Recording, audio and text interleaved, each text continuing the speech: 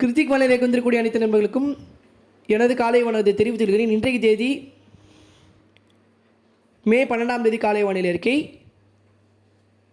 தென்மேற்கு பருவமழை பற்றி ஒரு சிறப்பு அறிக்கையும், தமிழ்நாட்டில் ஜூன் முதல் செப்டம்பர் வரை இருக்கக்கூடிய மாதங்களில் தமிழ்நாட்டில் வானிலை எப்படி இருக்கும், மழைப்பொழிவு பருவமழை தமிழ்நாட்டில் எப்படி இருக்கும், தென்மேற்கு பருவமழை எப்படி இருக்கும், அதே போல் மற்ற மாநிலங்கள், இந்தியாவின் மற்ற மாநிலங்களில் தென்மேற்கு பருவமழை இந்த ஆண்டு தீவிரம் எப்படி இருக்கும், எந்த பகுதிகளில் இந்த ஆண்டு தென்மேற்கு பருவமழை வெள்ளப்பெருக்கு ஏற்பட்டும், அதாவது அதிகமான மழைப்பொழிவு எங்கே அதிகமாக கூட்டும் என்பதை பற்றி இந்த காணொலி விரிவாக பார்க்கலாம்.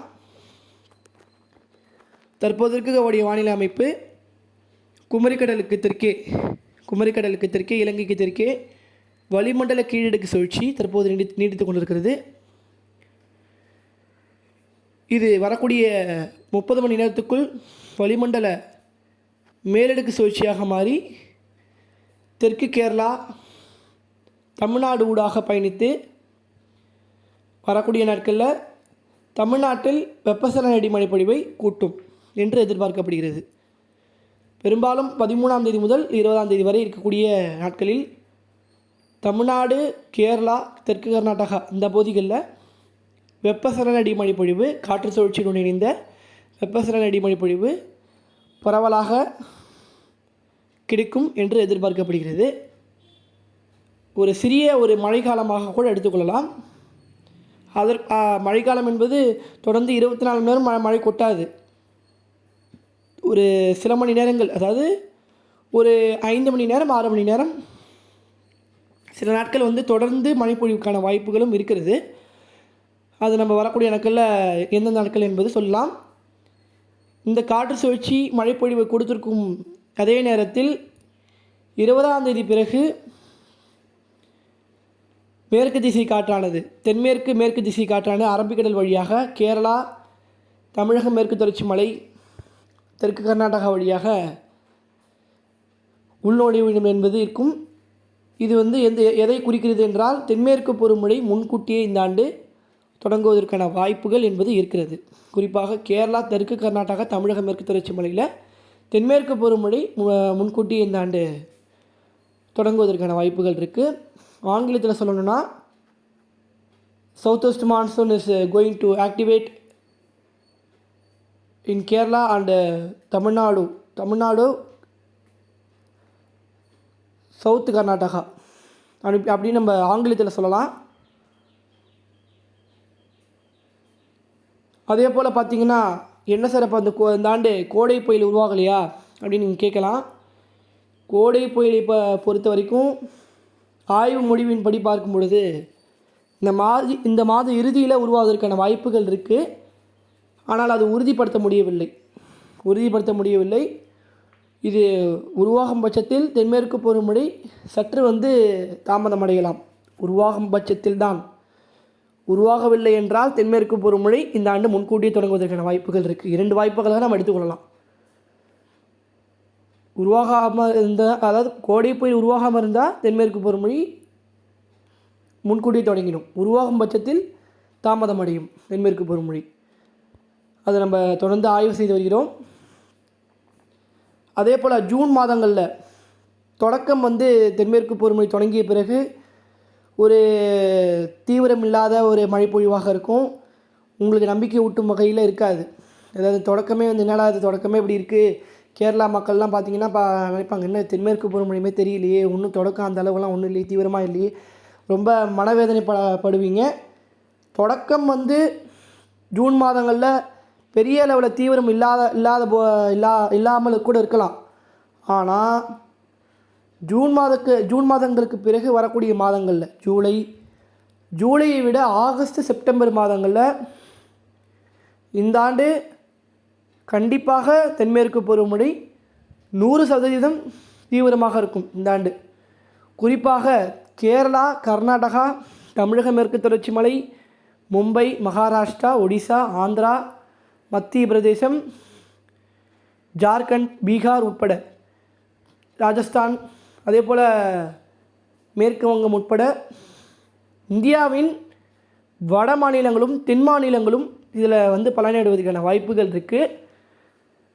அப்போ என்ன சார், டெல்லி, காட்மண்டு இந்த சைடில் மழை இருக்காதா, காஷ்மீர் இந்த சைடில் மழை இருக்காதா, தென்மேற்கு பருவமழை கிடைக்காதா அப்படின்னு கேட்காதீங்க. இந்தியாவின் பெரும்பாலான மாநிலங்களில் இந்த ஆண்டு தென்மேற்கு பருவமழை சிறப்பாக இருக்கும் என்று எதிர்பார்க்கப்படுகிறது.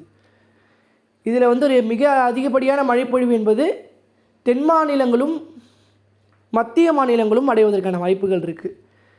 அதாவது மத்திய பிரதேசம், ஒடிசா, ஆந்திரா, அதே போல் கர்நாடகா, கேரளா, மும்பை, மகாராஷ்டிரா, கோவா இந்த மாநிலங்கள் ஒரு மிக அதிகப்படியான மழைப்பொழிவை 2024 தென்மேற்கு பருவமழை கிடைப்பதற்கான வாய்ப்புகள் இருக்குது. ஆய்வு முடிவின்படி பார்க்கும் பொழுது தென்மேற்கு பருவமழை இந்த ஆண்டு சிறப்பாக அமையும். கண்டிப்பாக இதன் விளைவாக தமிழகத்தை பொறுத்த வரைக்கும் தமிழ்நாடு என்பது மலைமறைக்கும் பிரதேசமாக இருக்கும். தமிழ்நாடு தென்மேற்கு பருவமழை கிடைக்காது, மலைமறைக்கும் பிரதேசமாக இருக்கும். மேற்கு தொடர்ச்சி மலை, காற்றுப் பகுதிகள், கணவாய் பகுதிகள், நீர்பிடிப்பு பகுதிகளில் தென்மேற்கு பருவமழை கிடைக்கும். அந்த இடத்துல இந்த ஆண்டு மேற்கு தொடர்ச்சி மலையை பொறுத்த வரைக்கும் நல்ல ஒரு மழைப்பொழிவை ஜூலை, ஆகஸ்ட், செப்டம்பர் மாதங்களில் எதிர்பார்க்கலாம். குறிப்பாக கன்னியாகுமரி முதல் நீலகிரி உதகமண்டலம் வரை இருக்கக்கூடிய மேற்கு தொடர்ச்சி மலையில் இந்த ஆண்டு கண்டிப்பாக நல்ல ஒரு மழைப்பொழிவை இந்த ஆண்டு எதிர்பார்க்கலாம். தென்மேற்கு பருவமழை பொறுத்த வரைக்கும்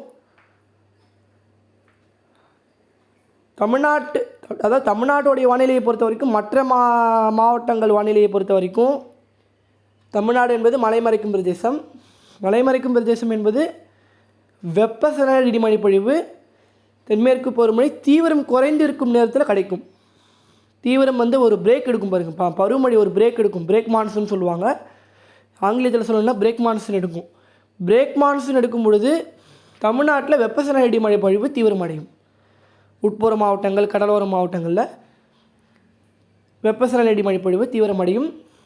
கண்டிப்பாக ஒட்டுமொத்தமாக சொல்ல வேண்டும் என்றால் இந்த ஆண்டு தமிழ்நாடு, கேரளா, கர்நாடகா, ஆந்திரா, கோவா, மகாராஷ்டிரா, மும்பை, ராஜஸ்தான், ஒடிசா, மேற்கு வங்கம், வங்கதேசம், அதே போல் ஜார்க்கண்ட், ராஜஸ்தான், கிட்டத்தட்ட நம்ம டெல்லி வரைக்குமே எடுத்துக்கலாம். டெல்லி, காஷ்மீர், உத்தரப்பிரதேஷ் உட்பட பெரும்பாலான மாநிலங்களில் இந்த ஆண்டு தென்மேற்கு பருவமழை மிக சிறப்பாக அமையப் போகிறது. கண்டிப்பாக கடல் வெப்பநிலை, அரபிக்கடலும் சரி, வங்கக்கடலுடைய கடல் வெப்பநிலை மிக சாதகமாக உள்ளது. ரெண்டுமே சமநிலையாக இருக்கிறது. 31 டிகிரி 32. வங்கக்கடலில் ஒரு சில இடங்களில் 32ம், அரபிக்கடலோரத்தை பொறுத்த வரைக்கும் பரவலாக 31 டிகிரியும் காணப்படுகிறது. கடல் வெப்பநிலை, கடல் நீரோட்டமும் வங்கக்கடலில் சாதகமாக உள்ளது என்பதன் காரணமாக வங்கக்கடலில் நிகழ்வு இந்த ஆண்டு அதிகமாக உருவாகும் தென்மேற்கு பருவமழை காலத்தில். இதன் தாக்கத்தினால நம்ம இந்த ஆண்டு சிறப்பான ஒரு மழைப்பொழிவை எதிர்பார்க்கலாம். தென்மேற்கு பருவமழை பொறுத்த வரைக்கும் அக்டோபர் 2வது வாரம் வரைக்கும் தென்மேற்கு பருவமழையாக இருக்கும். பிறகு அக்டோபர் 20, அதாவது 2வது வாரத்துக்கு பிறகு காற்று திசை மாறி தெற்கு தென்கிழக்கு திசையாக மாறி வடகிழக்கு பருவமழை அக்டோபர் 3வது வாரத்துக்கு பிறகு 4வது வாரம் அல்லது 5வது வாரத்தில், அதாவது அக்டோபர் இறுதியில் வடகிழக்கு பருவமழை தொடங்குவதற்கான வாய்ப்புகள் இருக்குது. வடகிழக்கு பருவமழை பொறுத்த வரைக்கும் ஒரு முன்னோட்ட தகவலாக நம்ம சொல்லலாம். ஏன்னா இன்னும் நிறைய மாதங்களுக்கு, கிட்டத்தட்ட 6-7 மாதங்கள் இருக்கிறது. இப்போதே நம்ம வடகிழக்கு பருவமழை பற்றி ஒரு முடிவுக்கு வர முடியாது. ஏனென்றால் இப்போது சொல்வது என்பது கரெக்டாக இருக்காது. அதாவது வடகிழக்கு பருவமழை என்பது கிட்டத்தட்ட நவம்பர், டிசம்பர் மாதங்களில் கூடக்கூடிய, அதாவது இந்த வருஷத்தோடைய கடைசி 2 மாதங்களில் கூடக்கூடிய மாதங்கள் பருவமழை இது. அப்படின்றதுனால இப்போதே நம்ம சொல்ல முடியாது. ஆகஸ்ட் மாதங்களில் தான் வடகிழக்கு பருவமழை முதல்கட்ட அறிக்கையாக நம்ம சொல்லுவோம். நம்மளுடைய ஆய்வறிக்கையின்படி பார்க்கும் பொழுது ஆகஸ்ட் மாதங்களில் வடகிழக்கு பருவமழை முதல்கட்ட அறிக்கையாக நம்ம சமர்ப்பிக்கப்படும். அதற்கு முன்பாக ஒரு முன்னோட்ட தகவலாக நம்ம சொல்லலாம். இப்படி இருக்கும், இப்படி இருக்குவதற்கான வாய்ப்புகள் இருக்குது வடகிழக்கு பருவமழை அப்படின்னு சொல்லலாம். தற்போது இருக்கக்கூடிய வானிலை அமைப்பு, தற்போது இருக்கக்கூடிய கடல் வெப்பநிலை வச்சு பார்க்கும் பொழுது வடகிழக்கு பருவமழை இந்த ஆண்டு சராசரி மழை எட்டுவதற்கான வாய்ப்புகள் இருக்குது. அதே போல் இந்த ஆண்டு ஒரு புயல், அதாவது தமிழ்நாட்டில் இந்த ஆண்டு வடகிழக்கு பருவமழை காலத்தில் தீவிர நிகழ்வுகள் அதிகமாக உருவாகும் என்று எதிர்பார்க்கப்படுகிறது. தீவிர நிகழ்வுகள் அல்லது புயல்களோ, இந்த ஆண்டு நிறைய தீவிர நிகழ்வுகள் புயல்கள் அதிகமாக உருவாவதற்கான வாய்ப்புகள் இருக்கிறது வடகிழக்கு பருவமழை காலத்தில், நவம்பர் டிசம்பர் மாதங்களில். அதையும் நம்ம தொடர்ந்து ஆய்வு செய்து வரக்கூடிய மாதங்களில், வரக்கூடிய நாட்களில் என்னவென்று துல்லியமாக அறிவிக்கலாம். தொடர்ந்து இணைந்திருங்கள். தென்மேற்கு பருவமழை நீர்பிடிப்பு பகுதிகளிலும் சரி, தற்போது தொடர்ந்து மழை இல்லாத நிலை காணப்பட்டிருக்கும் நிலையில் எந்த இடத்துலையுமே டேம்லேயும் சரி, எந்த இடத்துலையுமே இப்போ தண்ணி இல்லை. மேட்டூர் அணையிலும் சரி, மேட்டூர் அணையில் 1000 அணை கீழே போயிடுச்சு. கண்டிப்பாக தென்மேற்கு பருவமழை கை கொடுக்கும். நீர்பிடிப்பு பகுதியிலும் சரி, விவசாய பெருமக்களுக்கும் சரி, இந்த ஆண்டு தென்மேற்கு பருவமழை கண்டிப்பாக கை கொடுக்கும், பொறுமைக்காகவும். அதே போல் பார்த்திங்கன்னா இந்த ஆண்டு செப்டம்பருக்கு பிறகு லானினா அமைப்பு மாறுவதற்கான வாய்ப்புகள் இருக்குது. இதன் விளைவாக வடகிழக்கு பருவமழை பாதிக்கப்படுமா என்று கேட்டீர்களானால், அது நம்ம பொறுத்திருந்து வரக்கூடிய மாதங்களில் என்னவென்று மாறுது, வானிலை மாற்றங்கள் என்ன நடக்குது அப்படின்றத பொறுத்திருந்து நம்ம அறிவிக்கலாம். லானினா நெகட்டிவ் ஐஓடியாக பெரும்பாலும் ஒரு பருவமழை தொடங்குவதற்கு முன்பு தொடங்குவதற்கான வாய்ப்புகள் இருக்குது. அதை நம்ம தொடர்ந்து ஆய்வு செய்து வரக்கூடிய இடங்களில் துல்லியமாக அறிவிக்கலாம். தொடர்ந்து இணைந்திருங்கள். நன்றி, வணக்கம்.